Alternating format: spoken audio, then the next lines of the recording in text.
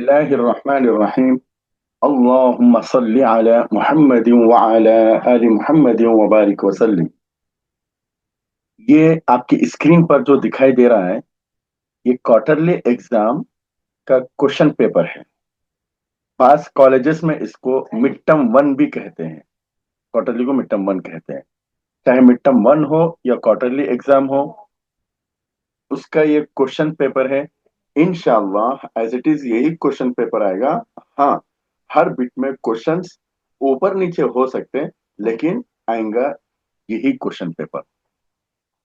अगर आप ये क्वेश्चन पेपर देखकर पढ़ेंगे तो इंशाल्लाह 100% मार्क्स आप हासिल कर सकते हैं।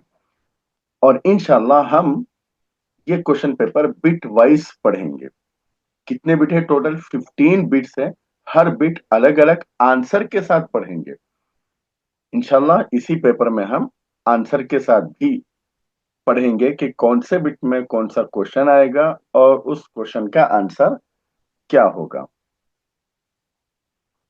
तो चलिए हम शुरू करते हैं। शुरू करने से पहले मैं आपसे ये कहना चाहूंगा कि ये जो क्वेश्चन पेपर है, इसके लिए सबसे बेहतरीन बुक भी तैयार की गई है, जो पूरे साल के लिए काम आएगी। अगर आप वो बुक हासिल कर लें तो इंशाल्लाह आप 100% मार्क्स हर एग्जाम में आसानी से हासिल कर सकते हैं। अगर आप लेना चाह रहे हैं तो मेरे व्हाट्सएप पर या मुझे कॉल कर सकते हैं। मेरा नंबर है 9700925140। तो चलिए हम शुरू करते हैं। बिट नंबर वन ये है, देखिए बिट नंबर वन।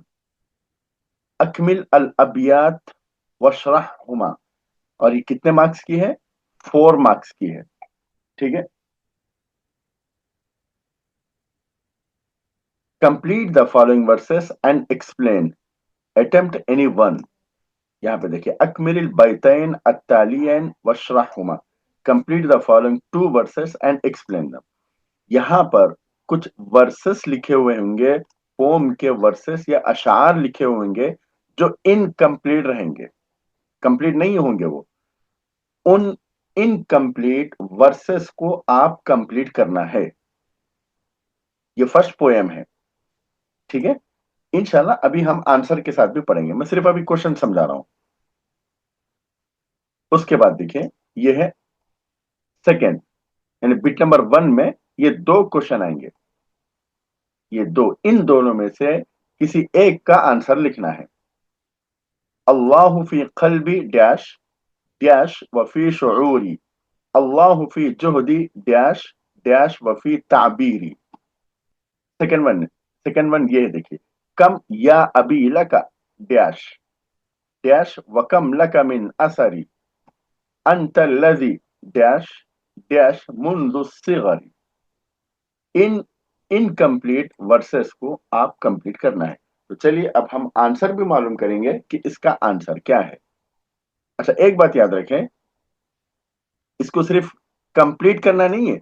देखिए यहाँ पे complete the following two verses and explain, explanation भी लिखना है। और एक्सप्लेनेशन चाहे आप उर्दू में लिखें, इंग्लिश में लिखें, लेकिन रोमन में हरगिज ना लिखें। तो चलिए अब हम इस बिट नंबर वन का आंसर के साथ पढ़ेंगे।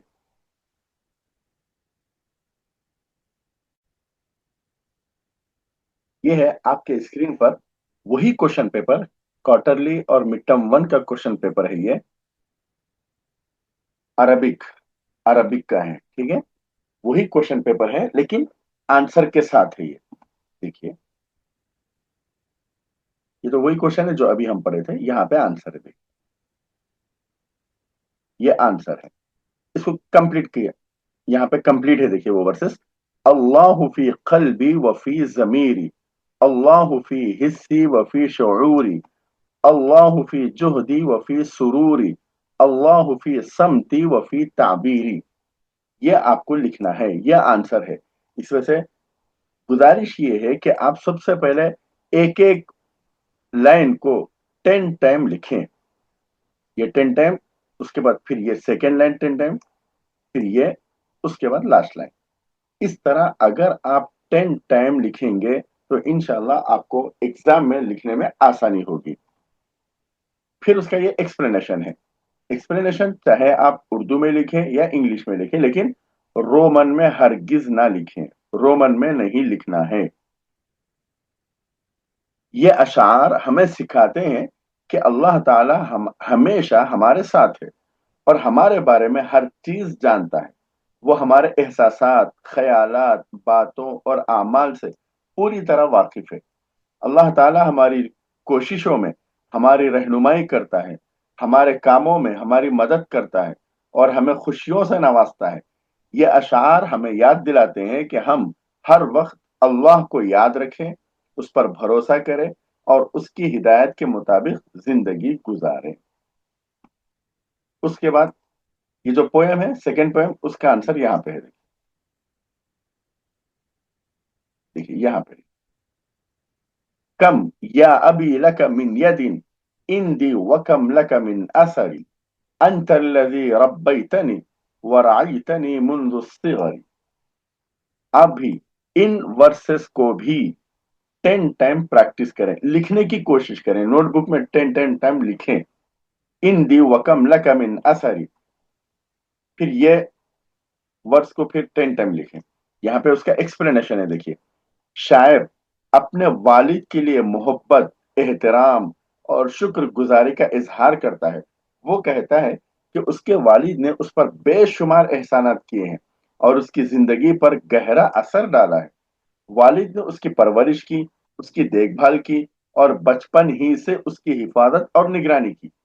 ये अशार वालिद की कुर्बानियों, मेहरबानियों और औलाद की तरबियत में उनके अहम किरदार को उजागर करते हैं।